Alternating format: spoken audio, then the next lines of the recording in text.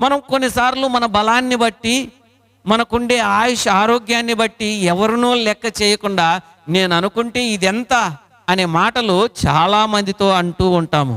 అయితే నన్ను బలపరిచే దేవుని యందే నేను సమస్తమును చేయగలను అని అపోస్తులుడైన పౌలు మనకు గుర్తు చేస్తున్నాడు. ఆయనను బలపరిచే దేవుడే నేడు నిన్ను నన్ను బలపరుస్తూ, బలమిస్తూ, ఆయుషిస్తూ, ఆరోగ్యాన్ని ఇస్తున్నాడు అని నీవు నేను తెలుసుకునే వారమై ఉన్నాము. ఈ లోకంలో నాకు శక్తి ఉంది, బలం ఉంది అని నీవు అనుకోవచ్చు, కానీ అది తాత్కాలికమైన బలము.